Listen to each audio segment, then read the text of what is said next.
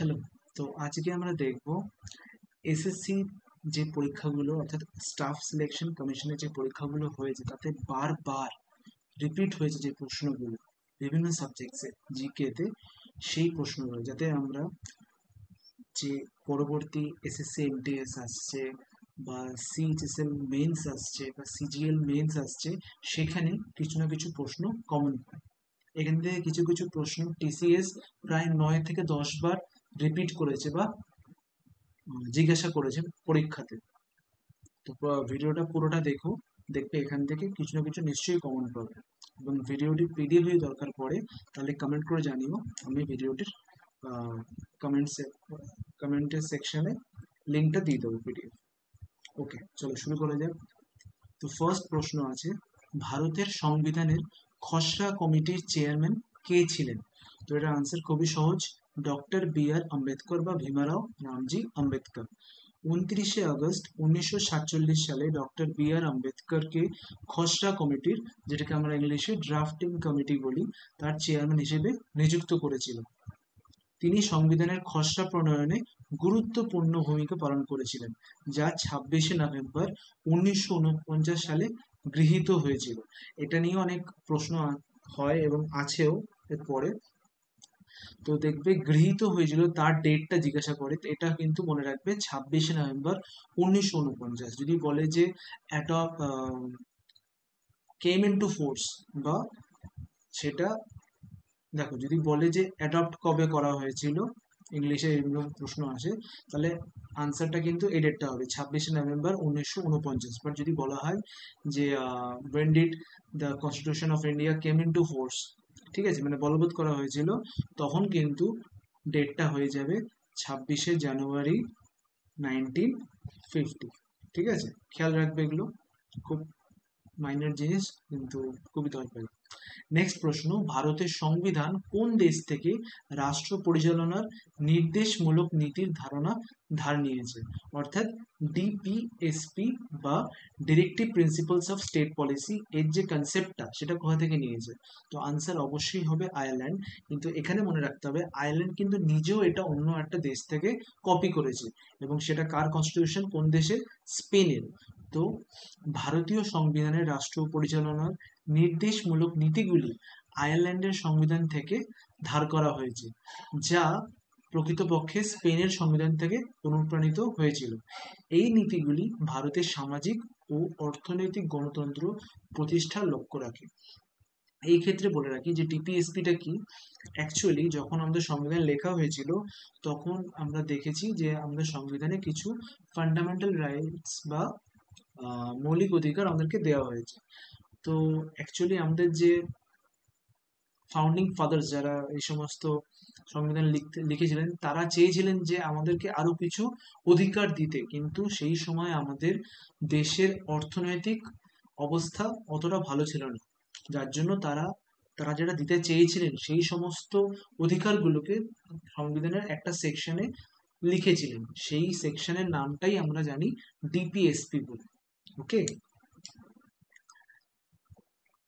Next, কোন অধিকারকে মৌলিক অধিকার থেকে 44তম সংশোধনী মাধ্যমে সরিয়ে একটি সাধারণ আইনগত অধিকারে করা হয়েছে? তো এটার আনসার হবে রাইট টু প্রপার্টি অথবা সম্পত্তির অধিকার। তো 1978 সালের 44তম সংশোধনী বা 44th অ্যামেন্ডমেন্টের দ্বারা সম্পত্তির অধিকার বা রাইট টু প্রপার্টি মৌলিক অধিকার থেকে সরিয়ে সাধারণ আইনি অধিকার হিসেবে সংবিধানের 300A ধারায় অন্তর্ভুক্ত করা হয়। যখনই তুমি সংবিধানের কোনো আর্টিকেলে এ দেখবে, মানে সেখানে অ্যামেন্ডমেন্টের মাধ্যমে কিছু অ্যাড করা রয়েছে। ঠিক আছে, এটি সরকারকে ভূমি সংস্কার কার্যকর করতে সহায়তা করার উদ্দেশ্যে করা হয়েছিল। ওকে, নেক্সট, ভারতের সংবিধানের চতুর্থ অংশে অর্থাৎ পার্ট 4A-তে কতগুলো মৌলিক কর্তব্য বা ফান্ডামেন্টাল ডিউটিজ এর কথা উল্লেখ করা হয়েছে? তো এখানেও বলে রাখি জেনারেলি কি হয়, ফান্ডামেন্টাল রাইট বা মৌলিক অধিকার যখন আমাদের দেওয়া হলো, তখন আমাদের ফাউন্ডিং ফাদাররা অতটা চিন্তা করেন এগুলোর ব্যাপার স্যাপার। পরে 1946 সালে 42তম সংশোধনের দ্বারা 10টা মৌলিক কর্তব্য অ্যাড করা হয়। কারণ তখনকার যে সরকার ছিল, তারা মনে করে যে শুধুমাত্র অধিকার দিলেই হবে না, কিছু কিছু মৌলিক কর্তব্য প্রত্যেকটা নাগরিককে ভারতের মেনে চলতে হবে। তো সেই উদ্দেশ্যে এই সমস্ত জিনিসগুলো অ্যাড করা হয়েছিল। কারণ সংবিধানে সেরকম ভাবে কোনো মৌলিক কর্তব্যের কথা উল্লেখ ছিল না। আচ্ছা, পার্ট 4 এতে টোটাল কটা আছে সংবিধানের মৌলিক কর্তব্য? 11টা, ঠিক আছে। বাট 42তম সংশোধনের মাধ্যমে কিন্তু মাত্র 10টা দেওয়া হয়েছিল। এবং পরে 2002 সালে 86তম সংশোধনী বা অ্যামেন্ডমেন্টের দ্বারা 11তম কর্তব্য যোগ করা হয়েছিল। এগুলো সব 51A ধারায় উল্লেখিত আছে, মানে আর্টিকেল 51A ধারায়। আচ্ছা, এখানে বলে রাখি যে 11তম বা একাদশতম যে কর্তব্য বা ফান্ডামেন্টাল ডিউটি অ্যাড করা হয়েছে সেটা কি, যে 6 থেকে 14 পর্যন্ত যে সমস্ত বাচ্চারা থাকবে তাদের মিনিমাম বা বেসিক এডুকেশন বা শিক্ষা প্রদান করার দায়িত্ব প্রত্যেকটা প্যারেন্টসের বা তাদের মা বাবার। ওকে, নেক্সট, সংসদ অর্থাৎ পার্লামেন্টে কোনো বিল অর্থ বিল কিনা সে বিষয়ে চূড়ান্ত সিদ্ধান্ত কে নেবে? অবশ্যই লোকসভা স্পিকার বা স্পিকার অফ দি লোকসভা। তো সংবিধানে 110 নম্বর ধারা অনুযায়ী লোকসভা স্পিকার চূড়ান্ত সিদ্ধান্ত নেন যে কোনো বিল অর্থ বিল কিনা। এখানে একটা জিনিস বলে রাখি যে অর্থ বিলের ক্ষেত্রে বা মানি বিলের ক্ষেত্রে রাজ্যসভার কোনো রকমের ভূমিকা নেই, ঠিক আছে। তো লোকসভার মানি বিল পেশ হলে সেটা পাস করাতেই হবে আলটিমেটলি। সংসদ অর্থাৎ পার্লামেন্টে দুই কক্ষের মধ্যে অচলাবস্থা দেখা দিলে যৌথ অধিবেশন কার দ্বারা সমাবেত করা হয়? তো ব্যাপারটা কি, ধরো দুটো কক্ষ অর্থাৎ রাজ্যসভা এবং লোকসভা, এই দুটো কক্ষের মাধ্যমে যদি অনেক সময় অচলাবস্থা দেখা যেতে, মানে এরা বলছে যে এটা পাস করা উচিত, এটা বলছে তারা, মানে লোকসভা বলছে ধরো পাস করা উচিত, রাজ্যসভা বলছে পাস করা উচিত না। মেনলি দেখো, রাজ্যসভার কাজই হচ্ছে লোকসভা থেকে যেটা পেশ করা হচ্ছে সেটা আদৌ যুক্তিযুক্ত কিনা, তার দরকার আছে কিনা, এইসব দেখা, ঠিক আছে। মানে ছাঁকনির কাজ করে, সিভিং এর কাজ করে। তো এইরকম ক্ষেত্রে অনেক সময় কাটাকাটি, কথা কাটাকাটি বা অচলাবস্থা দেখা যেতেই পারে, ঝামেলা দেখা যেতে পারে। তো এই সমস্ত ক্ষেত্রে কি করা হয়, যৌথ অধিবেশন ডাকা হয় এবং ভোটিং হয়, ঠিক আছে। তো এই যৌথ অধিবেশন কে সভাপতিত্ব করেন? অবশ্যই লোকসভা স্পিকারই করবেন, ঠিক আছে। কারণ রাজ্যসভার অ্যাজ সাচ কোনো স্পিকার নেই, ঠিক আছে। রাজ্যসভার অ্যাজ সাচ কোনো স্পিকার বা অধ্যক্ষ নেই। রাজ্যসভার speaker K? Vice president of India, ঠিক আছে। উনি তার ওনার ক্ষমতা বলে এক্স অফিসিও মেম্বার হিসেবে ওখানকার স্পিকার হয়ে যান। ওকে, তো সংবিধানের 108 ধারায় বলা হয়েছে যদি কোনো বিলের ক্ষেত্রে লোকসভা ও রাজ্যসভার মধ্যে, ঠিক আছে, অচলাবস্থা দেখা দেয় তবে যৌথ অধিবেশন আহ্বান করা হয় এবং লোকসভা স্পিকার তা পরিচালনা করেন এবং তিনি ভোটও করেন, কাস্টিং ভোট এটাকে বলা হয়। ধরো দেখা গেল রাজ্যসভায় যে দুজন মেম্বার আছে এবং লোকসভায় যতজন মেম্বার আছে দুজনে ভোট দেওয়ার পরে টাই হয়েছে, মানে দুপক্ষেই সেম ভোট পড়েছে, তখন কিন্তু লোকসভা স্পিকার তার কাস্টিং ভোট অর্থাৎ যেই ভোটটা ঠিক করবে যে কোন দিকে সিদ্ধান্তটা নেওয়া হবে সেই ভোটটা উনি দেন।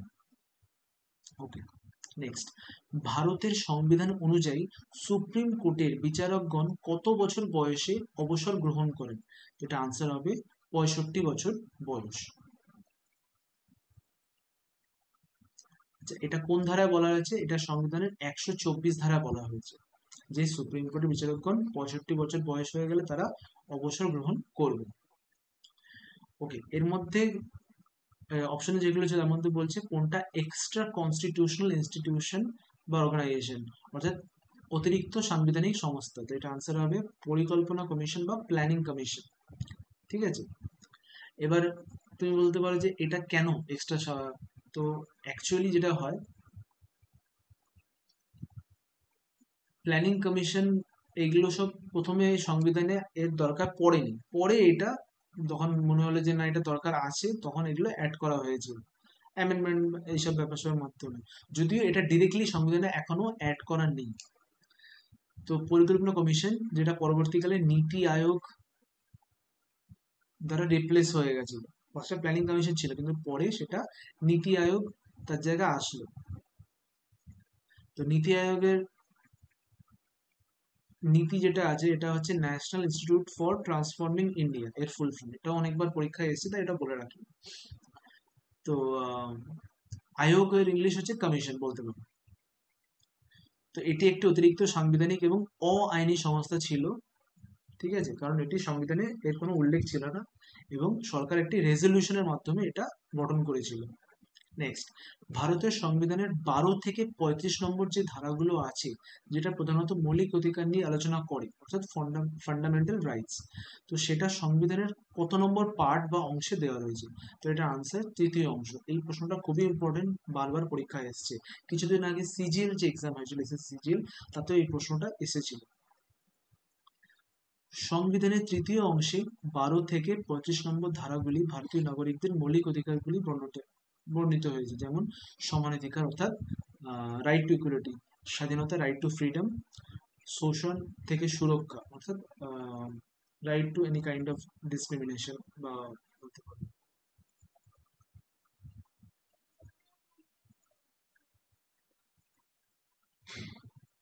এক্সপ্লয়মেন্ট, এক্সপ্লয়টেশন, রাইট এগেইনস্ট এক্সপ্লয়টেশন।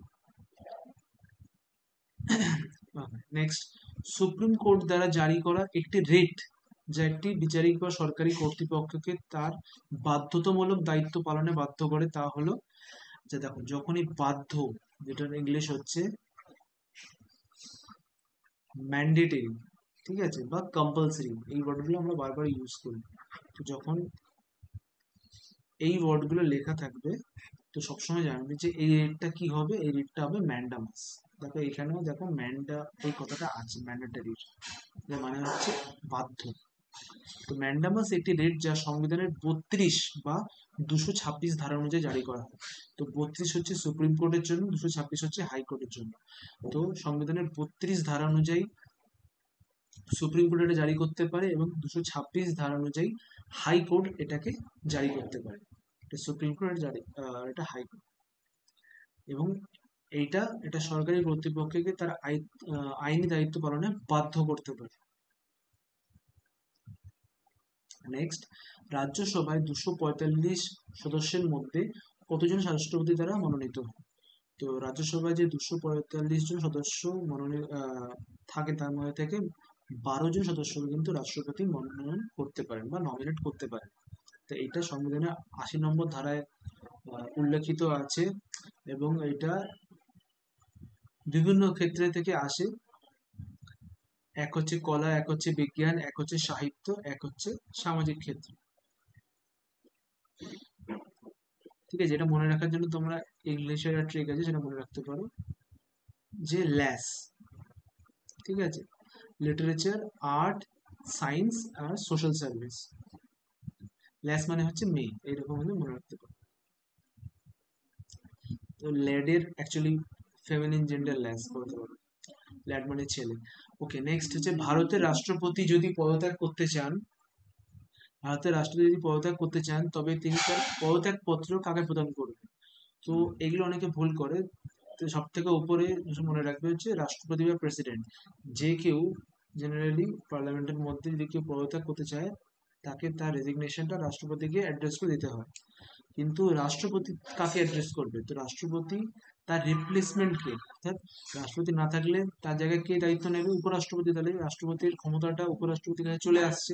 তো এই মুহূর্তে উনি ওনার থেকে বড় হয়ে যাচ্ছেন, তাই ওনার পদত্যাগপত্র উনি উপরাষ্ট্রপতি বা ভাইস প্রেসিডেন্টকে প্রদান করবেন। তো এটা সংবিধানের 56(1) অনুযায়ী মেনশন করা রয়েছে। তো ভারত সরকারের প্রধান আইন কর্মকর্তা হিসেবে কে কে পরিচিত? তো অ্যাটর্নি জেনারেল। তো অ্যাটর্নি জেনারেল, যাকে সংবিধানের 76 ধারা অনুযায়ী নিয়োগ করা হয়, তিনি ভারত সরকারের প্রধান আইন উপদেষ্টা এবং সরকারকে বিভিন্ন আইনি বিষয়ে প্রতিনিধিত্ব করেন। তো এখানে বলে রাখি যে সরকারের ক্ষেত্রে যে কোনো আইনি জটিলতা যা হবে সবকিছু উনি দেখবেন এবং অ্যাডভাইসও দেবেন। ভারতের সংবিধান সভার চেয়ারম্যান হিসেবে সচ্চিদানন্দ সিনহাকে কে প্রতিস্থাপন করেন? এটা হবে ডক্টর রাজেন্দ্র প্রসাদ। তো প্রথমে ডক্টর সচ্চিদানন্দ সিনহা ছিলেন, কিন্তু পরে ওনার জায়গায় কে আসেন? ডক্টর রাজেন্দ্র প্রসাদ, যিনি আমাদের ভারতের প্রথম রাষ্ট্রপতি স্বাধীন ভারতে। তো ডক্টর রাজেন্দ্র প্রসাদকে ভারতের সংবিধান সভার স্থায়ী চেয়ারম্যান হিসেবে নির্বাচিত করা হয়, এবং টেম্পোরারি চেয়ারম্যান কে ছিলেন? সচ্চিদানন্দ সিনহা। তো এনার রিক্রুটমেন্টটা হয়েছিল, আই মিন যে এনাকে করা হয়েছিল তার কারণ হচ্ছে ইনি সব থেকে ওখানে ওল্ডেস্ট মেম্বার ছিলেন, সব থেকে বয়সে বেশি ছিলেন, সেই জন্য ওনাকে সেই হিসেবে করা হয়েছিল। তো পরে স্থায়ীভাবে রাজেন্দ্র প্রসাদকে সংবিধান সভার স্থায়ী চেয়ারম্যান করা হয়েছিল। ওকে, নেক্সট, ভারতের সংবিধান কবে কার্যকর হয়, যেটা বলছিলাম, যে যদি বলা হয় কবে কার্যকর হবে, যে কেম ইনটু ফোর্স, এই প্রশ্নটা আসে, তাহলে কিন্তু আনসার হবে 26শে জানুয়ারি 1950। আর যদি বলে গৃহীত কবে হয়, তাহলে কিন্তু 26শে নভেম্বর 1950। দেখো 26টা সেম, শুধু জানুয়ারি হয়ে গেল নভেম্বর। ঠিক আছে, তো মনে রাখবে যে প্রথম গ্রহণ করা হলো নভেম্বর মাসে 49 সালে, আর ঠিক এর পরের বছরই 50 সালে জানুয়ারি মাসে এটাকে কার্যকরী করা হয়েছিল। এবং এই হিসেবে কিন্তু 26শে জানুয়ারিটাকে আমরা প্রজাতন্ত্র দিবস হিসেবে পালন করে থাকি। কোন ধরনের সরকারের চূড়ান্ত সিদ্ধান্ত গ্রহণের ক্ষমতা জনগণের দ্বারা নির্বাচিত প্রতিনিধিদের হাতে থাকে? তো একমাত্র গণতান্ত্রিক সরকারের ক্ষেত্রে চূড়ান্ত সিদ্ধান্ত গ্রহণের ক্ষমতা জনগণের দ্বারা নির্বাচিত প্রতিনিধিদের হাতে থাকে, যেটা আমরা এমএলএ দেরকে করি বা এমপি দেরকে করি, তারাই তো আমাদের হয়ে সিদ্ধান্ত নেয়। এমপি মানে মেম্বার অফ পার্লামেন্ট, আর এমএলএ মানে হচ্ছে মেম্বার অফ লেজিসলেটিভ অ্যাসেম্বলি, অর্থাৎ বিধানসভার সদস্য এবং সংসদের সদস্য। ওকে, তো একমাত্র গণতান্ত্রিক শাসন ব্যবস্থায় জনগণের দ্বারা নির্বাচিত প্রতিনিধিরাই চূড়ান্ত সিদ্ধান্ত গ্রহণের ক্ষমতা ধরে রাখেন, সরাসরি বা পরোক্ষভাবে। ভারতের সংবিধান ভারতকে কিভাবে ঘোষণা করেছে? ভারতকে কি ঘোষণা করেছে ইন দ্য সেন্স, মানে পার্লামেন্টে বা সংবিধানে ভারতকে কি হিসেবে ঘোষণা করা আছে? তো ফার্স্ট হচ্ছে সার্বভৌম, অর্থাৎ সভরেন, সমাজতান্ত্রিক, সোশ্যালিস্ট, ধর্মনিরপেক্ষ, সেকুলার এবং গণতান্ত্রিক, প্রজাতন্ত্র, রিপাবলিক এবং ডেমোক্রেটিক। এটা আমাদের যে প্রস্তাবনা বা প্রিয়াম্বল, সেখানে এগুলো সব মেনশন করা রয়েছে। নেক্সট, ভারতের প্রথম প্রধান নির্বাচন কমিশনার কে ছিলেন? এই প্রশ্নটা প্রচুরবার এসছে, তো এটা আনসার হবে সুকুমার সেন। তো উনি 1950 থেকে 1958 সাল পর্যন্ত ভারতের প্রথম প্রধান নির্বাচন কমিশনার হিসেবে দায়িত্ব পালন করেছিলেন। ভারতের সংবিধান সভা সংবিধানটি কবে গৃহীত করে? তো এটা গৃহীত হয়েছিল 26শে নভেম্বর 1949, একটু আগেই বললাম, যেটাকে আমরা কনস্টিটিউশন ডে বা সংবিধান দিবস হিসেবে উদযাপন করে থাকি। নেক্সট, ভারতের সংবিধান বিচারিক পুনর্বিবেচনার ধারণাটি কোন দেশের সংবিধান থেকে নিয়েছে?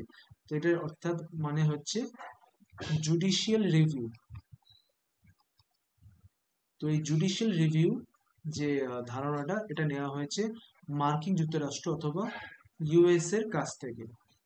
তো জুডিশিয়াল রিভিউ যে ধারণাটা, যেখানে আদালত অসাংবিধানিক আইন বা নির্বাহী কোনো কার্যকলাপকে বাতিল করার ক্ষমতা রাখে, এটি যুক্তরাষ্ট্রের সংবিধান থেকে ধার করা হয়েছে। ওকে, নেক্সট, ধর্ম, জাতি, বর্ণ, লিঙ্গ বা জন্মস্থানের ভিত্তিতে বৈষম্যের নিষেধাজ্ঞা ভারতীয় সংবিধানের কোন মৌলিক অধিকার বিভাগের অন্তর্গত? এটা হবে রাইট টু ইকুয়ালিটি, অর্থাৎ সমানাধিকারের অধিকার। তো সংবিধানের 15 নম্বর ধারায় এই রাইট টু ইকুয়ালিটির কথা বলা রয়েছে, যেখানে বলা রয়েছে যে কোনো রকমের ডিসক্রিমিনেশন, সেটা ধর্ম অনুযায়ী, জাতি অনুযায়ী, বর্ণ অনুযায়ী বা লিঙ্গ অনুযায়ী বা জন্মস্থানের ভিত্তিতে পুরোপুরি নিষিদ্ধ। নেক্সট, ভারতীয় সংবিধানে মৌলিক কর্তব্যগুলি সংবিধানের কোন অংশে উল্লেখ করা হয়েছে? এটা হবে চতুর্থ অংশ বা পার্ট 4-এ। তো এটা 1976 সালে 42তম সংশোধনীর মাধ্যমে সংযোজন অ্যাড করা হয়েছিল। আচ্ছা, 42তম এটাকে বলা হয় মিনি কনস্টিটিউশন, কারণ এই সংশোধনীর মাধ্যমে অনেক চেঞ্জেস হয়েছিল, যেটা প্রায় সংবিধানটাকে পাল্টানোর মতনই। নেক্সট, ভারতীয় সংবিধানে কত প্রকারের রিট জারি করা যেতে পারে? তো এটা 5 প্রকারের হবে। এক হচ্ছে হেভিয়াস কর্পাস, ম্যান্ডামাস, প্রহিবিশন, সার্সিডারি আর কোভারেন্ট। তো সুপ্রিম কোর্টও করতে পারে, হাইকোর্টও করতে পারে। ঠিক আছে, একটু আগে আমি বললাম সেইগুলো কোন কোন ধারা অনুযায়ী। নেক্সট হচ্ছে ভারতীয় সংবিধানের 75 নম্বর ধারা অনুযায়ী মন্ত্রীরা সাধারণভাবে সংসদের কাছে এবং বিশেষভাবে লোকসভার কাছে যৌথভাবে দায়বদ্ধ থাকে। তো সংবিধানের 75 নম্বর ধারা কি বলছে? মন্ত্রিসভা সংসদের নিম্নকক্ষ লোকসভার কাছে যৌথভাবে দায়বদ্ধ। ওকে, আচ্ছা, পলিটির লাস্ট প্রশ্ন, ভারতীয় সংসদের কক্ষগুলি কাদের দ্বারা স্থগিত করা হয়? তো স্থগিত করার ক্ষমতা একমাত্র ভারতের রাষ্ট্রপতি বা প্রেসিডেন্ট অফ ইন্ডিয়া। তো এইটা সংবিধানের 75 নম্বর ধারায় উল্লেখ করা রয়েছে যে উনি কোনো অধিবেশনকে স্থগিত করতে পারেন বা প্ররোগ করতে পারেন। নেক্সট আমরা কিছু বায়োলজির প্রশ্ন দেখবো যেগুলো বারবার পরীক্ষায় এসছে। ফার্স্ট হচ্ছে বস মিউটাস, এর বৈজ্ঞানিক নাম কি বা সায়েন্টিফিক নেম কি? তো এটা অ্যাকচুয়ালি বন্য ইয়াক, এটা ইয়াক হবে। তো তার এটা বৈজ্ঞানিক নাম। ঠিক আছে, তো তিব্বতী মালভূমি এবং তার আশেপাশের অঞ্চলে এটা পাওয়া যায়। বন্য ইয়াক বড় স্তন্যপায়ী একটা প্রাণী এবং গৃহপালিত ইয়াক বা ডোমেস্টিক ইয়াক যার নাম হচ্ছে বস গ্রানিয়েন্স, তার ঘনিষ্ঠ আত্মীয়। তারা ঠান্ডা পরিবেশে অভিযোজিত বা ভ্যালিউড হয়, তাই দীর্ঘ এবং ঘন পশমের জন্য লোমের জন্য তারা পরিচিত, এবং এটাই তাদেরকে জমাটবদ্ধভাবে তাপমাত্রা বেঁচে থাকতে সহায়তা করে বা সাহায্য করে। নেক্সট আমাদের যে ন্যাশনাল বার্ড, তো তার সায়েন্টিফিক নেম কি? প্যাভোক্রিস্টেটাস। তো প্যাভোক্রিস্টেটাস হচ্ছে ভারতীয় ময়ূর বা ইন্ডিয়ান পিককের সায়েন্টিফিক নেম। এটি আমাদের ন্যাশনাল বার্ড বা জাতীয় পাখি, এবং এর রঙিন পালক এবং আকর্ষণীয় প্রদর্শনের জন্য পরিচিত। যদিও পুরুষ ময়ূরের মধ্যে বেশি পরিমাণে ঝলমলে লম্বা পালক দেখা যায়। নিচের অপশনগুলোর মধ্যে বলছে সবচেয়ে বেশি প্রোটিন কোনটায় রয়েছে প্রতি গ্রামে? তো এটা সয়াবিন হবে, কারণ সয়াবিনে প্রতি গ্রামে সবচেয়ে বেশি প্রোটিন রয়েছে। এটা একটি উদ্ভিদ ভিত্তিক প্রোটিনের সমৃদ্ধ উৎস, যার ওজনের প্রায় 36 থেকে 40% প্রোটিনই অংশই হচ্ছে প্রোটিন। ঠিক আছে, এছাড়া যদি বলো আর কি হয়, তাহলে রাগি, এই যে শস্যটা, এটাতেও কিন্তু প্রচুর পরিমাণে প্রোটিন থাকে এবং সেটা সয়াবিনের থেকেও বেশি,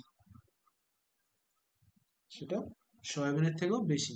এটা প্রায়শই নিরামিষাশী এবং মাংসের বিকল্প হিসেবে ব্যবহৃত হয়। তো গলগণ্ডর সবচেয়ে সাধারণ কারণ মানে কোন পুষ্টির অভাবে এটা হয়? তো এটা আয়োডিনের জন্য হয়। তো গলগণ্ড বা থাইরয়েড গ্রন্থি অস্বাভাবিক বৃদ্ধি যেটা বলা হয়, সেটা প্রায়শই আয়োডিনের অভাবে বা কারণে ঘটে। তার কারণ কি? আয়োডিন থাইরয়েড হরমোন উৎপাদনের জন্য প্রয়োজনীয় একটি উপাদান। খাদ্য তালিকায় আয়োডিনের অভাব থাইরয়েডের সমস্যা কারণ হতে পারে, যেমন গলগণ্ড এবং হাইপোথাইরয়েডিজম। তো নিচের অপশনের মধ্যে বলেছে কোনটা চর্বি দ্রবণীয়, অর্থাৎ চর্বিতে মিশে যাবে এমন ভিটামিন, যা রক্ত জমাট বাঁধতে, হাড়ের বিপাক এবং রক্তের ক্যালসিয়াম নিয়ন্ত্রণে গুরুত্বপূর্ণ ভূমিকা পালন করে। তো এটা আনসার হবে ভিটামিন কে। তো এটা মনে রাখতে পারো, এডিকে।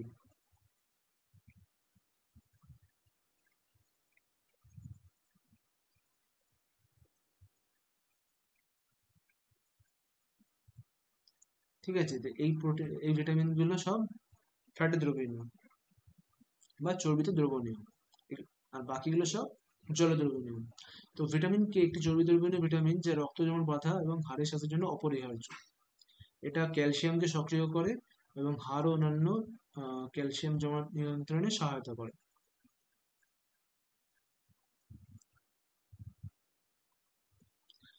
তিন ধরনের হেটারোট্রফ আছে, তো নিচের কোনটা তার অন্তর্ভুক্ত নয়?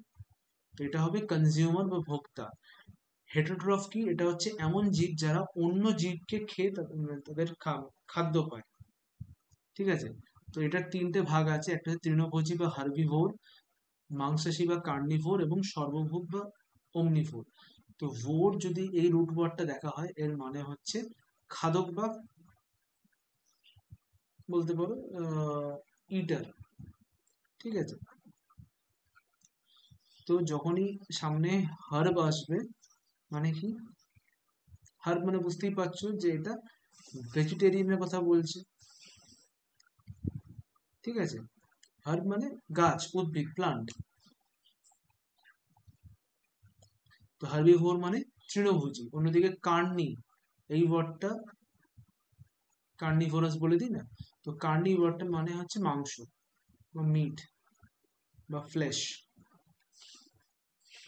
আর ওমনি মানে হচ্ছে সব, অল, যে সব খায়, জেনে সর্বভোগ, মানে যে মাংসও খায় আবার গাছপালাও খায়, মানে আমরা মানুষরা। তো অন্যদিকে কনজিউমার কি একটা বিশেষ শব্দ, যা সমস্ত জীবকে অন্তর্ভুক্ত করে যারা খাদ্য গ্রহণ করে, কিন্তু এটি হেটেরোট্রফের একটি নির্দিষ্ট প্রকার নয়। তো হেটেরোট্রফ যেটা আছে, ঠিক আছে, তার মধ্যে যে ভাগটা, তার মধ্যে এগুলো পড়ছে না, কনজিউমারটা আলাদা। আর তৃণভোজীরা এক্ষুনি বললাম গাছ খায় বা গাছ থেকে জিনিসপত্র যেগুলো তৈরি হয় সেগুলো খায়। মাংসাশীরা অন্যান্য প্রাণী বা মাংসের মাংস খায়।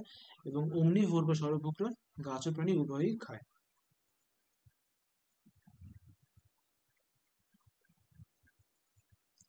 নেক্সট বলেছে কোন ভিটামিনটি আমাদের শরীর সূর্যালোকের উপস্থিতিতে তৈরি করে? তো এটা ভিটামিন ডি। তো ভিটামিন ডি মানুষের শরীরে তৈরি হয় যখন ত্বক সূর্যের আলো, বিশেষ করে ইউভিবি রশ্মির সংস্পর্শে আসে। এটি শরীরের জন্য ক্যালসিয়াম শোষণে খুবই গুরুত্বপূর্ণ, এবং আহ, এই ক্যালসিয়াম ছাড়া হাড়ের স্বাস্থ্য বজায় রাখতে পারে না।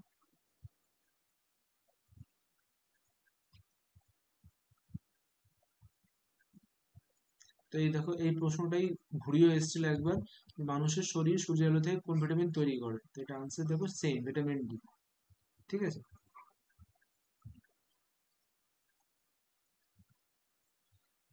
নিম্নলিখিত কোনটি ভিটামিন সি এর সর্বাধিক উৎস? তো এটা আমলা বা আমলকি হবে। আমলকি ভিটামিন সি এর একটা খুব গুরুত্বপূর্ণ উৎস। এটি আপেল ও গাজরের তুলনায় অনেক বেশি পরিমাণে আহ, আমলকিতে থাকে।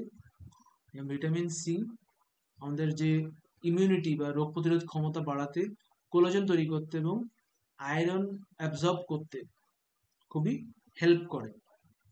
নেক্সট দেখো, আবার ভিটামিন ডি দিয়ে প্রশ্ন হচ্ছে কোন ভিটামিনের অভাবে অস্টিওপোরোসিস বা হাড়ের রোগ হয়? তো এটা অবশ্যই ভিটামিন ডি হবে। অস্টিওপোরোসিস এমন একটা অবস্থা যেখানে হাড় খুবই দুর্বল এবং ভঙ্গুর হয়ে যাবে, মানে ভেঙে যাবে এমন অবস্থা। লো বোন ডেন্সিটি হয়ে যাবে। ভিটামিন ডি এবং ক্যালসিয়ামের অভাবে জেনারেলি এটা হয়ে থাকে। ভিটামিন ডি ক্যালসিয়াম শোষণে সহায়তা করে, ভিটামিন ডি নেই তো ক্যালসিয়াম অ্যাবজর্ব হবে না শরীরে, এর জন্য হাড়ের স্বাস্থ্য খারাপ হয়ে পড়বে। নেক্সট বলেছে জীবের মধ্যে স্বপুষ্টি বা অটোট্রপিক কোথায়, কোন রকমের জীবের মধ্যে পাওয়া যায়? তো এটা হবে ব্যাকটেরিয়া। জেনারেলি অটোট্রপিক কারা হয়? প্লান্টরা হয়। ঠিক আছে? গাছরা হয়, যেটা আমরা স্বভোজী বলতে পারি। তো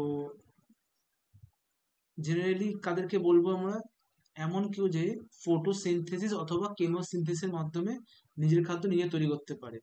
তো এইটা জেনারেলি ক্ষমতা গাছের আছে। এছাড়া কিছু ব্যাকটেরিয়া আছে, যেমন সায়ানো ব্যাকটেরিয়া, যারা কি করে সূর্যের আলো বা রাসায়নিক বিক্রিয়া। ঠিক আছে? দেখো, ফটো মানে হচ্ছে লাইট, তো ফটোসিনথেসিস সালোক সংশ্লেষ, আর কেমোসিনথেসিস মানে রাসায়নিক সংশ্লেষ বলতে পারো। কেমো কেমিক্যাল থেকে এসছে। ওকে। নেক্সট, সাধারণত ব্যবহৃত ভিটামিন বি কমপ্লেক্স কতগুলি ভিটামিন দ্বারা গঠিত? তো এটা 8টি হবে। ভিটামিন বি কমপ্লেক্স 8টি ভিটামিন নিয়ে গঠিত। বি1 বা থায়ামিন, বি2 বা রাইবোফ্লাভিন, বি3 বা নিয়াসিন, বি5 বা প্যান্টোথেনিক অ্যাসিড, আর বি6 পাইরিডক্সিন, বি7 বায়োটিন, বি9 ফলিক অ্যাসিড, এবং বি12 কোবালামিন। এই প্রশ্নটা অনেক রকম ভাবে আসে, অনেক সময় এরকমও আসে যে বি1 এর রাসায়নিক নাম কি, বি3 এর রাসায়নিক নাম কি, অথবা যেরকম জিজ্ঞেস করলো যে বায়োটিন ভিটামিন বি কমপ্লেক্সের কোন ভাগের নাম, এরকম ভাবে আসে। নেক্সট,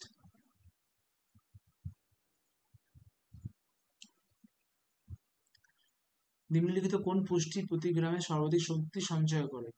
তো সব থেকে বেশি ফ্যাট থেকে আমরা ক্যালোরি বা এনার্জি পাই।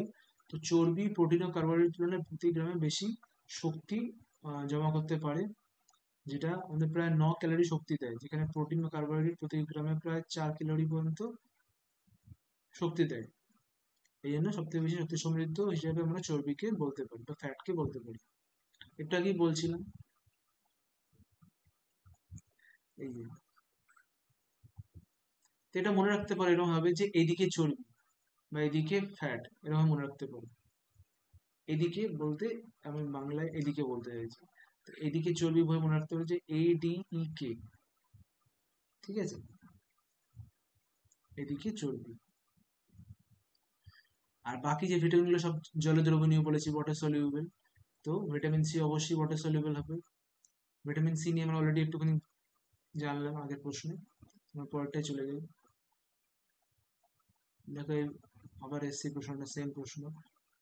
ভিটামিন বি কমপ্লেক্স কত ভিটামিন নিয়ে গঠিত? তো 8টা হবে। ওকে, নেক্সট আমাদের এরপরে হিস্ট্রি। আচ্ছা, তো নেক্সট আমাদের হিস্ট্রি পোর্শনটা আমরা দেখবো। তো ফার্স্ট কোয়েশ্চেন, 1857 সালের বিদ্রোহের সময় ভারতের গভর্নর জেনারেল কে ছিলেন? তো এটা আনসার হবে লর্ড ক্যানিং। লর্ড ক্যানিং 1857 সালে বিদ্রোহের সময় ভারতের গভর্নর জেনারেল ছিলেন, যেটাকে মহাবিদ্রোহ বলা হয় বা স্বাধীনতার প্রথম যুদ্ধও বলা হয়ে থাকে। বিদ্রোহের পর তিনি শান্তি নীতি গ্রহণ করেছিলেন, যার জন্য তিনি ক্লিমেন্সি ক্যানিং নামেও পরিচিত হন। ঠিক আছে, এই প্রশ্নটা আসতে পারে। এই বিদ্রোহ ছিল ব্রিটিশ ইস্ট ইন্ডিয়া কোম্পানির বিরুদ্ধে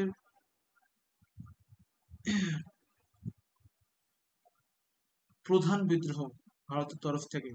প্রথম যদি বড়সড় ধরনের কোনো বিদ্রোহ বলা যায় সেটা এটা, যদিও এটা ব্যর্থ হয়েছিল। নেক্সট, 1858 সালের আইনের অধীনে কে ভারতের প্রথম ভাইসরয় হন? তো 1857 সালে আমরা এক্ষুনি দেখলাম লর্ড ক্যানিং ছিলেন। পরেরটা লর্ড ক্যানিংই হবে। লর্ড ক্যানিং সরকারি ভারত আইন 1858 সালে পাস হয়। ঠিক আছে, এবং ইস্ট ইন্ডিয়া কোম্পানির ক্ষমতা ব্রিটিশ ক্রাউনের হাতে চলে যায়। লর্ড ক্যানিং প্রথম ভাইসরয় হন এবং এটি এরপরে ডিরেক্টলি ব্রিটিশ শাসনের সূচনা ভারতে হয়ে যায়। বিভিন্ন রকম আইনগুলো আছে একের পর এক, যেগুলো পলিটিতে খুবই কাজে লাগে। একটার পর এক, চার্টার্ড অ্যাক্ট, 1717, 1858, 1857, সব এর পরপর আইনগুলো পরপর চলছে, প্রত্যেকটারই আলাদা আলাদা গুরুত্ব আছে। Next, Ghadar party San Francisco USA তে কে প্রতিষ্ঠা করেন? তো এটা অ্যাকচুয়ালি কে জায়গায় কারা বললে বেটার হবে, কারণ লালা হরদয়াল এবং সোহন সিং ভাকনা দুজনে মিলে এই পার্টির প্রতিষ্ঠা করেছিলেন নভেম্বরের 1913 খ্রিস্টাব্দে। গদর পার্টি একটি সংগঠন ছিল যা যুক্তরাষ্ট্র এবং কানাডার ভারতীয় অভিবাসীদের দ্বারা বা প্রবাসী ভারতীয়দের দ্বারা প্রতিষ্ঠিত হয়েছিল ব্রিটিশ শাসনের বিরুদ্ধে সশস্ত্র বিদ্রোহকে উৎসাহিত করার জন্য। লালা হরদয়াল এবং সোহন সিং ভাকনা এই দলের প্রধান নেতা ছিলেন। নেক্সট, পুনা চুক্তি, যেটা 1932 খ্রিস্টাব্দে হয়েছিল, তাদের মধ্যে হয়েছিল, এটা হয়েছিল মহাত্মা গান্ধী এবং B.R. আম্বেদকরের মধ্যে। তো এটা অ্যাকচুয়ালি দলিতদের জন্য পৃথক নির্বাচনী এলাকা নিয়ে এই সন্ধি চুক্তিটা হয়েছিল। একদিকে মহাত্মা গান্ধী বলছেন যে দলিতদের জন্য আলাদা করে নির্বাচনী এলাকা কোনো দরকার নেই, আর B.R. আম্বেদকর বলছেন দরকার আছে। B.R. আম্বেদকরই পরবর্তীকালে কিন্তু এই SC/ST-দের জন্য যে রিজার্ভেশন,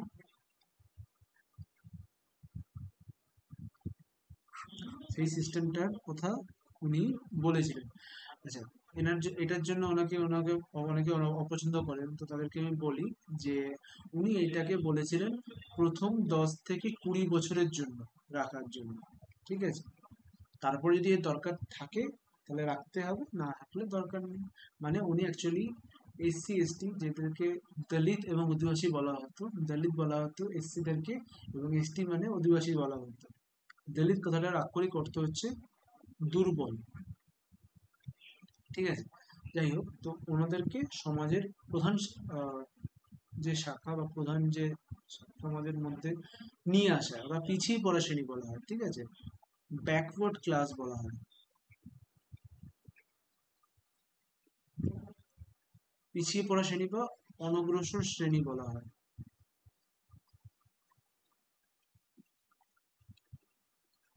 তো এই পিছিয়ে থেকে এদের সামনে নিয়ে আসা, মূল যে সমাজের মধ্যে এদেরকে পাঠ করা, সেই কারণে এটা উনি করেছিলেন। এবং উনি এটাও বলেছিলেন, যদি 10-20 বছর পরে যদি দেখা যায় যে সবাই চলে এসছে, সবাই মানে এটার কোনো দরকার নেই, তাহলে এটা সরিয়ে দিতে পারে।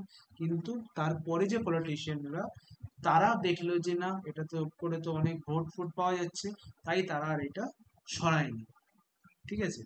আচ্ছা, যাই হোক, মহাত্মা গান্ধী এই আহ, দলিতদের জন্য প্রতি নির্বাচনী এলাকায় বিতর্ক করে বিরোধিতা করেছিলেন। তো এর পরিবর্তে তিনি সাধারণ নির্বাচনী অঞ্চলের মধ্যে সংরক্ষিত আসনের প্রস্তাব দেন। তো গান্ধীজি কি বলেন, যে নর্মাল যে এরিয়া, তার মধ্যেই তারা ভোট দেবে, দলিতরা ভোট দেবে, কিন্তু তাদের জন্য আলাদা করে আসন সংরক্ষিত থাকবে, মানে এই সব জায়গা থেকে কোনো দলিতই দাঁড়াবে, অন্য কেউ দাঁড়াবে। ঠিক আছে। নেক্সট, ভারতের প্রথম ইংরেজি সংবাদপত্র কে শুরু করেন? তো এটা আনসার হবে James Augustus Hicky. James Augustus Hicky. তো এটা কদিন আগে মিসেলেনিয়াস যে এক্সাম হয়েছে 2024-এ, 2023-এ বেরিয়েছিল, সেটাতেও এসেছিল। তো সংবাদপত্রটির নাম বেঙ্গল গেজেট। এটি 1780 খ্রিস্টাব্দে প্রকাশিত হয়েছিল। যদিও ইস্ট ইন্ডিয়া কোম্পানির বিরুদ্ধে এটা সরাসরি সমালোচনা করতো বলে খুব শিগগিরই এটা বন্ধ হয়ে গেছে। ঠিক আছে, নামটা মনে রাখবে, বেঙ্গল গেজেট, এবং বের করেছিলেন জেমস অগাস্টাস হিকি। নেক্সট, বন্দে মাতরম রচয়িতা কি? খুব সহজ প্রশ্ন, বঙ্কিমচন্দ্র চট্টোপাধ্যায়। ঠিক আছে। তো এই দেশাত্মবোধক গানটি ইনি লিখেছিলেন। এটি ওনার আনন্দমঠ যে গল্প বা উপন্যাস, সেখান থেকে নেওয়া। পরের প্রশ্নটা সেটাই আছে, যেটা আনন্দমঠ থেকে নেওয়া। 1882 খ্রিস্টাব্দে উনি এই আনন্দমঠটা লিখেছিলেন, সেখান থেকে এই বন্দে মাতরম গানটি নেওয়া। ঘুরিয়ে ফিরিয়ে প্রশ্নটা জিজ্ঞাসা করে, ইম্পর্টেন্ট প্রশ্ন। নেক্সট, 1919 সালের ভারত সরকার আইনের সবচেয়ে গুরুত্বপূর্ণ বৈশিষ্ট্য কি? তো এই 1900 আইনটাকে মন্টেগু চেমসফোর্ড আইনও বলা হয়।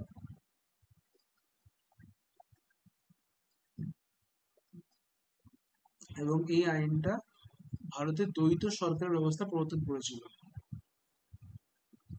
তো এর ফলে কি হয়, কিছু ক্ষেত্রে ভারতীয় মন্ত্রীরা শাসন করতে পারছেন, আর কিছু ক্ষেত্রে ব্রিটিশ শাসকরা শাসন করতে পারছে। এরকম ভাবে দুভাগে ভাগ করছে, মানে ওই জন্য দ্বৈত, দ্বৈত মানে দুই। নেক্সট, 8ই এপ্রিল 1929-এ দিল্লির কেন্দ্রীয় বিধানসভায় দুটি বোমা কে নিক্ষেপ করেছিলেন? তো এটা হবে ভগৎ সিং এবং বটুকেশ্বর দত্ত। ভগৎ সিং, বটুকেশ্বর দত্ত দিল্লির কেন্দ্রীয় বিধানসভায় এই বোমাগুলো নিক্ষেপ করেন। যদি তাদের উদ্দেশ্য হত্যাকাণ্ড ছিল না, বরং ব্রিটিশ শাসনের বিরুদ্ধে প্রতিবাদ করা ছিল এবং মানুষের দৃষ্টি আকর্ষণ করা ছিল, এবং এই কারণেই তারা কেউ সেখান থেকে পালিয়ে যাননি। নেক্সট, জালিয়ানওয়ালাবাগের সভাটি কাদের গ্রেপ্তারের বিরুদ্ধে প্রতিবাদ করার জন্য আহ্বান করা হয়? খুব ইম্পর্টেন্ট প্রশ্ন, বারবার এসছে।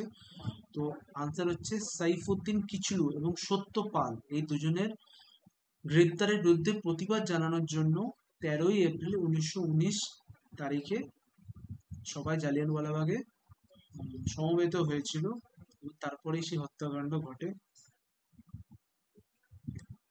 তো সেই হত্যাকাণ্ড ঘটেছিল কবে? 13ই এপ্রিল 1919। তো এই দিনেই সেই সভা হয়েছিল, শত শত মানুষ নিহত হয়েছিল। আচ্ছা, কংগ্রেসের কোন সভাপতির সময় পূর্ণ স্বরাজ প্রস্তাব পাশ হয়েছিল? এটা আনসার হবে জওহরলাল নেহেরু। তো কংগ্রেসের অনেক অধিবেশন আছে, তো সেই রকমই একটা অধিবেশন যেটা লাহোরে ঘটেছিল 1929 খ্রিস্টাব্দে, সেখানেই প্রথম পূর্ণ স্বরাজ বা সম্পূর্ণ স্বাধীনতা, যার মানে, সেই প্রস্তাব পাশ হয়েছিল। তো বললাম ঘুরে ফিরে প্রশ্নগুলো আসে। তো একবারে এরকম এসেছিল যে কোন অধিবেশন, তাহলে আনসার হবে লাহোর অধিবেশন। ইয়ারটা মনে রাখবে, 1929। যে কোনো অধিবেশন কংগ্রেসে, যেগুলো তিনটে জিনিস তোমার মনে রাখতে হবে, এক হচ্ছে অধিবেশনটা কোথায় হয়েছে, অধিবেশনের প্রধান নেতৃত্ব কে দিয়েছেন বা সভাপতিত্ব কে করেছেন, এবং থার্ড হচ্ছে কত খ্রিস্টাব্দ। ঠিক আছে।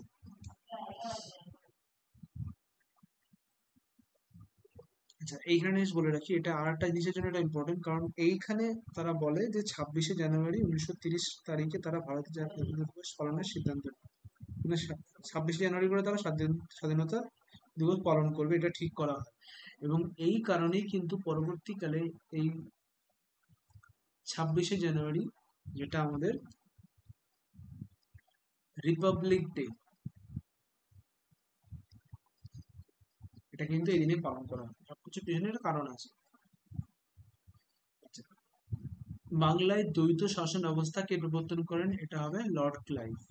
তো 1765 সালে তিনি এই দ্বৈত শাসন ব্যবস্থা প্রবর্তন করেছিলেন, যার মাধ্যমে অর্থনৈতিক নিয়ন্ত্রণ ইস্ট ইন্ডিয়া কোম্পানির হাতে চলে যায় এবং প্রশাসনিক নিয়ন্ত্রণ নবাবের হাতে চলে যায়। আমি এর আগেও বলেছি দ্বৈত মানে হচ্ছে দুই, তো দুটো শাসন। তো একদিকে হচ্ছে অর্থনৈতিক শাসন, সেটা কে করবে? East India company. আর যদি বলে প্রশাসনিক নিয়ন্ত্রণ বা শাসন, সেটাকে করবে নবাব। নেক্সট, এবার আমরা কিছু ফিজিক্সের প্রশ্ন দেখব। ফার্স্ট, গ্যালভানাইজেশন যে প্রক্রিয়া, সেটাতে লোহার উপরে কি দিয়ে প্রলেপ দেওয়া হয়? তো আনসার হবে দস্তা। তো গ্যালভানাইজেশন হলো লোহা বা ইস্পাতের উপর একটি সুরক্ষামূলক দস্তার স্তর প্রয়োগ করা বা প্রলেপ দেওয়া, যাতে মরচে না পড়ে। দস্তা একটি আত্মত্যাগী ধাতু হিসেবে কাজ করে, যা লোহা ক্ষয় হওয়ার পরিবর্তে নিজেই ক্ষয় হয়, এবং এই কারণে পাইপলাইন, গাড়ি যন্ত্রাংশ, নির্মাণ সামগ্রী তৈরিতে এটি ব্যবহার করা হয়। কোনটি? গ্যালভানাইজেশন প্রক্রিয়া। এটা খুব ইম্পর্টেন্ট প্রশ্ন। ওজোন স্তর বা ওজোন লেয়ার, এটা ক্ষয় হওয়ার প্রধান কারণ কি? এটা হবে ক্লোরোফ্লুরোকার্বন বা সিএফসি। ঠিক আছে, তো এই সিএফসি সাধারণত রেফ্রিজারেন্ট, এয়ারসোল হিসেবে পাওয়া যায়। এটি বায়ুমণ্ডলে যখন মুক্তি পায় তখন এটা স্ট্র্যাটোস্ফিয়ারে উঠে যায় এবং ইউভি আলোতে ভেঙে ফ্লোরিন মুক্ত করে, যার ফলে ফ্লোরিন ওজোনের সাথে বিক্রিয়া করে ওজোন লেয়ারটাকে ক্ষতি করে এবং ইউভি রশ্মি সেখান থেকে ঢুকে পড়ে। নেক্সট, লাফিং গ্যাসের রাসায়নিক নাম বা কেমিক্যাল নেম কি? এটা হবে নাইট্রাস অক্সাইড, N2O।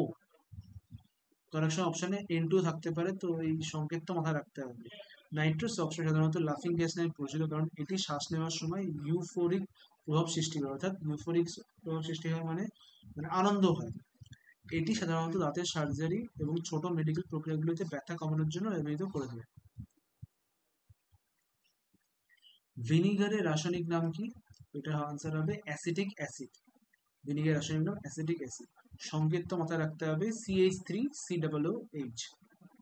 ভিনিগার হলো জলে দ্রবীভূত অ্যাসিটিক অ্যাসিডের একটি দ্রবণ, যা সাধারণত 5 থেকে 8% অ্যাসিটিক অ্যাসিড থাকে, যাতে এটা রান্না এবং খাদ্য সংরক্ষণের জন্য ব্যাপকভাবে ব্যবহৃত হয়। নেক্সট, গোবর গ্যাস বা বায়োগ্যাস বা প্রাকৃতিক গ্যাসের প্রধান উপাদান কি?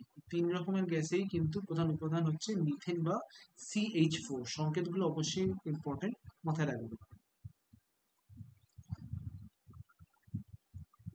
ওকে, নেক্সট, মিথেন হলো গোবর গ্যাস, প্রাকৃতিক গ্যাস এবং বায়োগ্যাসের প্রধান উপাদান, যা প্রায় 50 থেকে 75% থাকে। মিথেন হলো একটি পরিষ্কার দহনযোগ্য জ্বালানি, যা গ্রামীণ এলাকায় বায়োগ্যাস প্ল্যান্টের মাধ্যমে ব্যাপকভাবে ব্যবহৃত হয়ে থাকে। সোডিয়াম বাইকার্বনেটের সাধারণ নাম কি? এটা হবে বেকিং সোডা।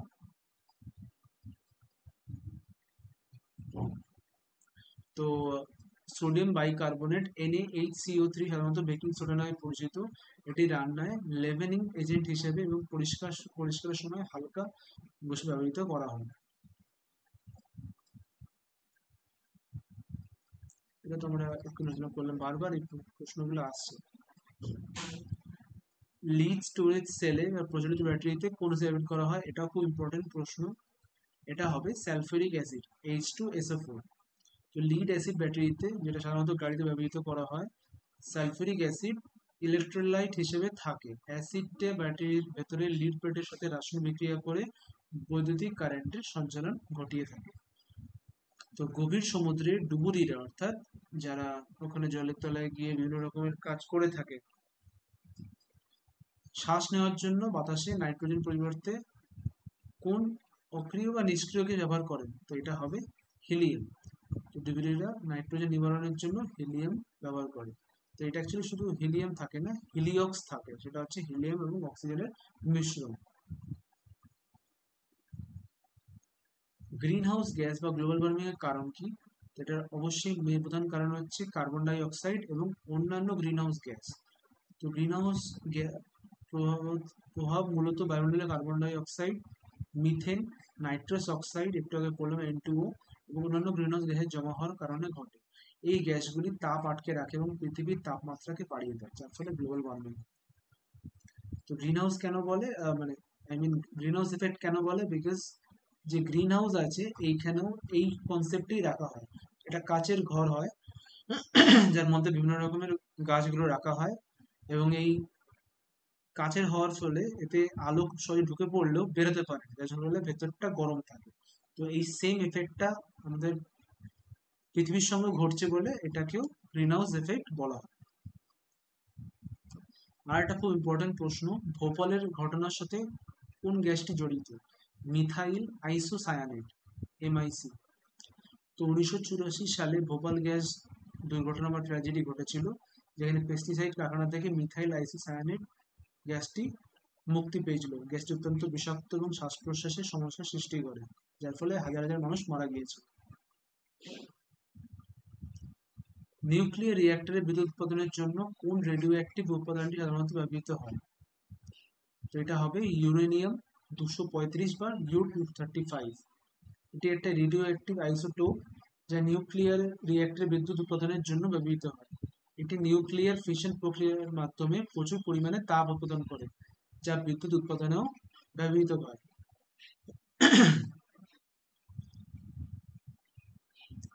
কোন গ্যাস আগুন নেভাতে ব্যবহৃত করা হয়? তো এটা কার্বন ডাই অক্সাইড। দেখবে ড্রাই আইস বলা হয় এই জিনিসটাকে, ঠিক আছে? এবং বিভিন্ন যে ছোট ছোট ফায়ার এক্সটিংগুইশার যেগুলো থাকে,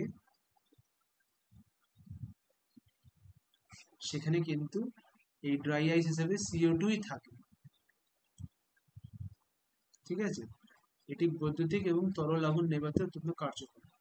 এবং যদিও অ্যাকচুয়াল যদি তুমি ফায়ার এক্সটিংগুইশারে দেখো, তিনটে ক্যাটাগরি হয়, একটা A, একটা B, একটা C, ঠিক আছে? একটা লিকুইড হয়, একটা পাউডার হয়, এবং একটা সলিড ফর্ম হয়। বিভিন্ন রকমের ইউজ করা হয়, যেই যেরকম আগুন লাগবে সেই রকম অনুযায়ী জিনিসগুলো ইউজ করা হবে। তো পিতল একটা মিশ্র ধাতু, এর মধ্যে কি কি থাকে? তো তামা থাকে এবং দস্তা থাকে। তামা থাকে অর্থাৎ কপার থাকে, এবং দস্তা বা জিঙ্ক থাকে।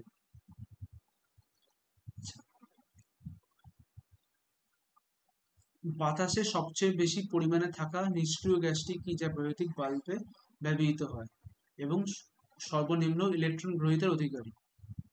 এটা হবে আর্গন। আর্গন হলো পৃথিবীর বায়ুমণ্ডলে সবচেয়ে বেশি পাওয়া নিষ্ক্রিয় গ্যাস, যা মোট বায়ুর প্রায় 0.093%। এটি বৈদ্যুতিক বাল্বে ব্যবহার করা হয় কারণ এটি দহন প্রতিরোধ করে এবং ফিলামেন্টের আয়ু বৃদ্ধি করে। ফিলামেন্ট হচ্ছে সেই জিনিসটা যেটা বাল্বে দেখা যায়, এই যে জিনিসটা যেটা থাকে এই জিনিসটা ফিলামেন্ট বলা হয়। ক্যালসিয়াম হাইপোক্লোরাইড বা CaOCl2 এর সাধারণ নাম কি, যা ব্যাপকভাবে জল শুদ্ধিকরণের জন্য ব্যবহৃত হয়? তো এটার আনসার হবে ব্লিচিং পাউডার। তো ক্যালসিয়াম হাইপোক্লোরাইড সাধারণত ব্লিচিং পাউডার নামে পরিচিত। এটি জল শুদ্ধিকরণের জন্য এবং জীবাণুমুক্তকরণের জন্য এবং কাপড় ব্লিচ করার জন্য ব্যবহৃত করা হয়। এটি জলে দ্রবীভূত হয়ে হাইপোক্লোরাস অ্যাসিড তৈরি করে, যা ক্ষতিকর ব্যাকটেরিয়া এবং ভাইরাস মেরে ফেলে। এরকম আরেকটা জিনিস হচ্ছে DDT, dichloro diphenyl trichloro ethane. যে প্রক্রিয়ার মাধ্যমে গ্যাসীয় অবস্থার কোনো পদার্থ চাপ বা তাপমাত্রা পরিবর্তনের কারণে তরল অবস্থায় পরিণত হয় তাকে কি বলে? তো এটা হবে সংক্ষেপণ বা ঘনীভবন, ইংলিশে বলে কন্ডেনসেশন। তো ঘনীভবন হলো একটি প্রক্রিয়া যার মাধ্যমে গ্যাসীয় পদার্থ তরলে পরিণত হয়। এটি সাধারণত ঘটে যখন গ্যাস শীতল হয় এবং তার উপর চাপ প্রয়োগ করা হয় বা প্রেসার অ্যাপ্লাই করা হয়। যেমন বায়ুমণ্ডলে জলীয় বাষ্প ঠান্ডার ফলে জলে পরিণত হয় এবং আমরা কুয়াশা বা শিশির দেখতে পাই। টক দুধ বা দই, এতে কোন অ্যাসিড উপস্থিত থাকে? তো এটা সবাই জানে, ল্যাকটিক অ্যাসিড, কারণ দুধে ল্যাকটিক অ্যাসিড ল্যাকটোজ থাকে, ঠিক আছে? ল্যাকটিক অ্যাসিড হলো জৈব অ্যাসিড যা দুধে ল্যাকটোজ, ল্যাকটোজ মানে দুধে উপস্থিত শর্করা, যেরকম ফলে থাকে ফ্রুক্টোজ। ঠিক আছে, ল্যাকটিক অ্যাসিড ব্যাকটেরিয়া দ্বারা আহ, তৈরি হয়। এটি দুধের স্বাদ টক করে তোলে এবং দই তৈরিতে ভূমিকা রাখে।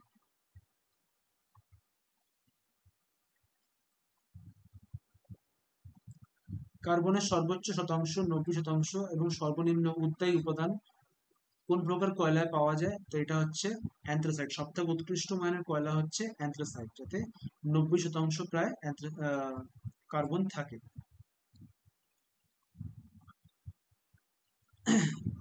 এবং সেই কারণে এটা সবথেকে বেশি কার্যকর এবং কম ধোঁয়াযুক্ত জ্বালানি।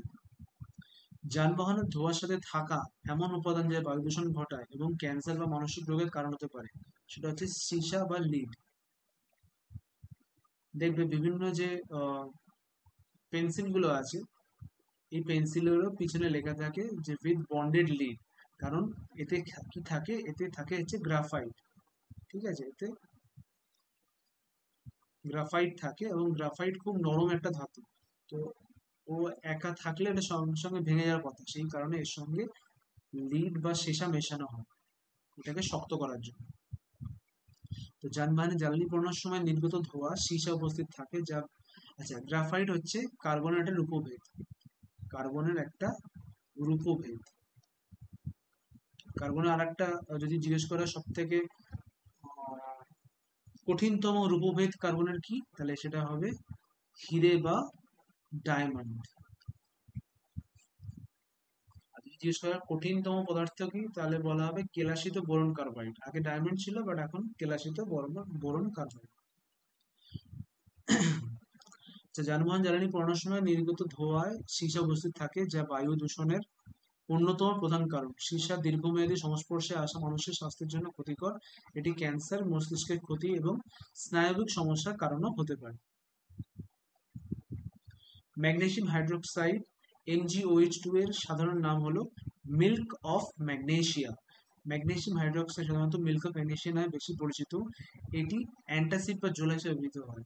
ঠিক আছে, অ্যান্টাসিড মানে অ্যাসিড হবে না, অ্যান্টি অ্যাসিড। আর জোলাপ ইন দ্য সেন্স হচ্ছে যেটা যাদের কনস্টিপেশন সেটাকে ঠিক করার কাজে লাগে। তো মেন কাজ কি, পাকস্থলীর অ্যাসিড কমিয়ে হজম প্রক্রিয়া সহজ করে এবং কোষ্ঠকাঠিন্য উপশমে সহায়ক। নেক্সট আমরা কিছু জিওগ্রাফির কোশ্চেন দেখবো এবং তারপরে আমাদের মোটামুটি আজকে ক্লাসটা শেষ হয়ে যাবে। বায়ুমণ্ডলের সর্বনিম্ন স্তর যেখানে বায়ুর ঘনত্ব সবচেয়ে বেশি, সেটা কি হবে? ট্রোপোস্ফিয়ার। সব থেকে নিম্ন স্তরের নাম ট্রোপোস্ফিয়ার। তো এটা প্রায় বিষুবরেখার উপরে প্রায় 16 কিমি এবং মেরু অঞ্চলের উপরে প্রায় 8 কিলোমিটার পর্যন্ত বিস্তৃত। এই স্তরটি বায়ুমণ্ডলের মোট ভরের প্রায় 75% এবং জলীয় বাষ্প এরোসোলের 99% ধারণ করে, যার ফলে এটি সবচেয়ে ঘন স্তর। আবহাওয়ার বেশিরভাগ পরিবর্তন এই স্তরেই ঘটে, যার মধ্যে মেঘ, বৃষ্টি এবং বায়ু সঞ্চালন অন্তর্ভুক্ত। নেক্সট যদি বলো ভারতের কোন রাজ্যে সবচেয়ে বড় বা দীর্ঘতম উপকূল রেখা বা কোস্ট লাইন আছে, তো আনসার কিন্তু গুজরাট হবে। এটা খুব ইম্পর্টেন্ট প্রশ্ন, বারবার পরীক্ষায় আসে। তো এটা প্রায় 1600 কিলোমিটার ধরে বিস্তৃত। এটি আরব সাগরের সীমানা অবস্থিত এবং রাজ্যকে সমুদ্র বন্দর এবং সামুদ্রিক সম্পদের সুবিধা দিয়েছে। আমাদের সৌরজগতের সবচেয়ে উজ্জ্বল এবং উষ্ণতম গ্রহ, যাকে আমরা সন্ধ্যা তারা বলি বা ভোরের তারা বলি, সেটা কি? সেটা হবে শুক্র গ্রহ। শুক্র সৌরজগতের দ্বিতীয় গ্রহ এবং এটি সবচেয়ে উষ্ণ গ্রহ, কারণ এর ঘন বায়ুমণ্ডল কার্বন ডাই অক্সাইড সমৃদ্ধ এবং এতে অতিরিক্ত তাপ আটকে থাকে, যার ফলে গ্রিন হাউস প্রভাব প্রচুর পরিমাণে দেখা যায়। শুক্রকে আমরা সন্ধ্যা তারা বা ভোরের তারা বলি, কারণ এটা প্রায়ই সূর্যোদয়ের আগে এবং সূর্যাস্তের পরে দেখা যায়। সূর্যোদয়ের আগে দেখা যায় কারণ তখন সূর্যের আলো কম থাকে, এবং সূর্যাস্তের পরেও সেই একই কারণে দেখা যায়। কোন প্রণালীটি ভারত এবং শ্রীলঙ্কাকে আলাদা করেছে? তো এটা হবে পক প্রণালী। তো পক প্রণালী দক্ষিণ পূর্ব ভারতের উপকূলকে শ্রীলঙ্কার উত্তরের উপকূল থেকে পৃথক করেছে। এর প্রস্থ 40 থেকে 85 কিলোমিটার। এটি পূর্ব দিকে বঙ্গোপসাগর এবং দক্ষিণ পশ্চিমে মান্নার উপসাগরকে সংযুক্ত করেছে। নেক্সট, দক্ষিণ ভারতের দীর্ঘতম বা বৃহত্তম নদী যদি জিজ্ঞেস করে, সেটা হবে গোদাবরী। গোদাবরী নদী, যাকে প্রায় দক্ষিণ গঙ্গা বলা হয়ে থাকে, এটি দক্ষিণ ভারতের দীর্ঘতম নদী। এটি মহারাষ্ট্রের পশ্চিম ঘাট থেকে উৎপন্ন হয়ে মধ্য ভারত দিয়ে পূর্ব দিকে প্রবাহিত হয়ে বঙ্গোপসাগরে পতিত হয়েছে। তো প্রশ্ন জেনারেলি এটাই করে যে দক্ষিণ গঙ্গা কোন নদীকে বলা হয়ে থাকে, বা দীর্ঘতম বৃহত্তম নদীর নাম কি দক্ষিণ ভারতের। আর কি জিজ্ঞেস করতে পারে যে নিচের মধ্যে কোন রাজ্য থেকে গোদাবরীর উৎস হয়েছে, বা কোন সাগরে পড়েছে, এসব জিজ্ঞেস করে থাকে। দৈর্ঘ্য জিজ্ঞেস করতে পারে, তো দৈর্ঘ্য হচ্ছে 1465 কিলোমিটার। কর্ণাটকের জগ জলপ্রপাত কোন নদীর উপর অবস্থিত? এটা হবে শরাবতী নদী। জগ জলপ্রপাত ভারতের অন্যতম উচ্চ জলপ্রপাত। এটি কর্ণাটকের শরাবতী নদীর উপর অবস্থিত। এর উচ্চতা প্রায় 253 মিটার, যা এটিকে একটি গুরুত্বপূর্ণ পর্যটন কেন্দ্র হিসেবে গড়ে তুলেছে। বৃহত্তম পাথরের বাঁধ নাগার্জুন সাগর বাঁধ কোন নদীর উপর নির্মিত হয়েছে? এটা হবে কৃষ্ণা নদী। তো নাগার্জুন সাগর বাঁধ হলো বিশ্বের বৃহত্তম পাথরের বাঁধ, এবং এটি কৃষ্ণা নদীর উপর নির্মিত। এটি তেলেঙ্গানা ও অন্ধ্রপ্রদেশ রাজ্যের সীমানা অবস্থিত, এবং সেচ এবং জলবিদ্যুৎ উৎপাদনের জন্য ব্যবহৃত হয়।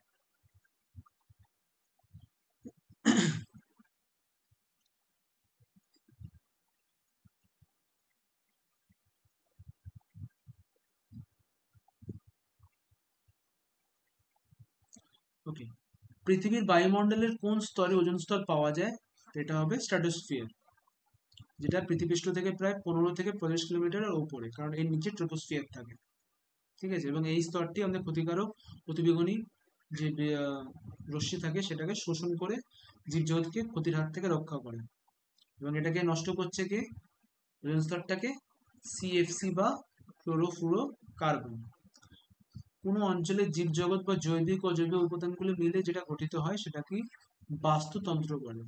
বাস্তুতন্ত্র হলো এমন একটি জায়গা যেখানে সমস্ত জীবন্ত জীব বা জীবজগৎ, যেমন গাছপালা, প্রাণী, অণুজীব, অজীব উপাদান, যেমন বায়ু, জল, মাটি একে অপরের সাথে মিথস্ক্রিয়া করে। এই মিথস্ক্রিয়াগুলি পরিবেশগত ভারসাম্য বজায় রাখতে সাহায্য করে। যদি পশ্চিমে গুহর মূর্তি, পূর্বে কিবুথু, উত্তরে সিয়াচেন হিমবাহ থাকে, তাহলে দক্ষিণে কি হবে? দক্ষিণে হবে ইন্দিরা পয়েন্ট। ইন্দিরা পয়েন্ট হলো আন্দামান ও নিকোবর দ্বীপপুঞ্জের বৃহত্তম নিকোবর দ্বীপের দক্ষিণতম প্রান্তে অবস্থিত একটি অংশ, এবং ভারতের দক্ষিণতম বিন্দু। এর অক্ষাংশ প্রায় 6 ডিগ্রি 45 মিনিট উত্তরে। ভারতের মূল ভূখণ্ডের অক্ষাংশ বিস্তৃত কত? 8 ডিগ্রি 4 মিনিট উত্তর থেকে 37 ডিগ্রি 6 মিনিট উত্তর পর্যন্ত। এটা কন্যাকুমারীর কাছাকাছি তামিলনাড়ুতে অবস্থিত। 8 ডিগ্রি 4 মিনিট উত্তর যেটা, আর অন্যদিকে 37 ডিগ্রি 6 মিনিট উত্তরটা জম্মু ও কাশ্মীরের উত্তরের দিকে অবস্থিত। মায়ানমারের সাথে সীমানা ভাগ করা ভারতীয় রাজ্যগুলোর নাম কি? অরুণাচল প্রদেশ, নাগাল্যান্ড, মণিপুর, মিজোরাম।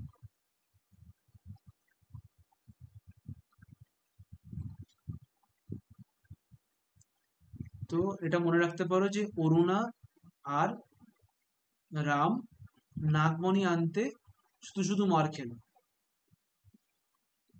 ঠিক আছে, অরুণা এবং রাম নাগমণি আনতে শুধু শুধু মার খেল।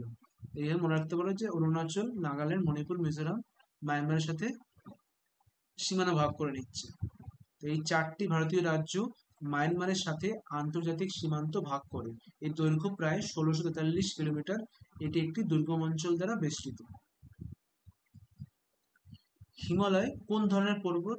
তো এটা হবে ভঙ্গিল পর্বত বা ভাঁজ পর্বত। এটা প্রায় 50 মিলিয়ন বছর আগে ভারতের ও ইউরেশীয় টেকটনিক প্লেটের সংঘর্ষের ফলে গঠিত হয়েছিল, এবং ভূত্বকের ভাঁজের কারণে এই ধরনের পর্বতের সৃষ্টি হয়েছিল। এতে পৃথিবীর সর্বোচ্চ শৃঙ্গগুলো রয়েছে, মাউন্ট এভারেস্ট এবং গডউইন অস্টিন। ভারতের দীর্ঘতম সেচ খাল কোনটি? এটা হবে ইন্দিরা গান্ধী খাল। ইন্দিরা গান্ধী খাল হচ্ছে ভারতের দীর্ঘতম সেচ খাল, যার দৈর্ঘ্য প্রায় 650 কিলোমিটার। এটি রাজস্থানে অবস্থিত, এবং বিয়াস নদী থেকে জল সরবরাহ করে পশ্চিম রাজস্থানের শুষ্ক অঞ্চলে সেচের সুবিধা এটা প্রদান করছে। ভারতের বিশ্বের সবচেয়ে বড় উৎপাদক ও রপ্তানিকারক আহ, কোন ভারত কোন খনিজ পদার্থকে বা কোন খনিজ পদার্থের জন্য বিশ্বের সবচেয়ে বড় উৎপাদক এবং রপ্তানিকারক হয়ে উঠেছে? এটা আনসার হবে অভ্র বা মাইকা। তো ভারতের অভ্র বা মাইকা সবচেয়ে বড় উৎপাদক ও রপ্তানিকারক। এই খনিজ পদার্থটি ইলেকট্রনিক্স, রং এবং প্রসাধনী অর্থাৎ সাদা জিনিসপত্র এগুলো বা কসমেটিক্সে ব্যবহৃত হয়। এর প্রধান উৎপাদনগুলি হলো রাজ্যগুলি হলো ঝাড়খণ্ড, বিহার এবং রাজস্থান। ঠিকই শুনেছো, কসমেটিক্সে কিন্তু অভ্র ইউজ করা হয়, সো বিওয়্যার। তো আজকে শেষ প্রশ্ন, আন্তর্জাতিক তারিখ রেখা কি? এটা হবে 180 ডিগ্রি দ্রাঘিমাংশ। আন্তর্জাতিক তারিখ রেখা বা ইন্টারন্যাশনাল ডেট লাইন হলো একটি কাল্পনিক রেখা যা 180 দ্রাঘিমাংশে অবস্থিত, প্রধানত প্রশান্ত মহাসাগর। এটি দুটি পরবর্তী ক্যালেন্ডার দিনের মধ্যে পার্থক্য নির্দেশ করে। যখন কেউ পশ্চিম থেকে পূর্ব দিকে এই রেখা অতিক্রম করে তখন একদিন বিয়োগ করা হয়, এবং যখন পূর্ব থেকে পশ্চিম অতিক্রম করে তখন একদিন যোগ করা হয়। তো ভিডিওটা দেখার জন্য অসংখ্য ধন্যবাদ। আশা করি এই ভিডিওটা তোমাদেরকে সব দিক থেকে সাহায্য করবে এবং সামনের পরীক্ষাগুলোর জন্য best of luck. Thank you.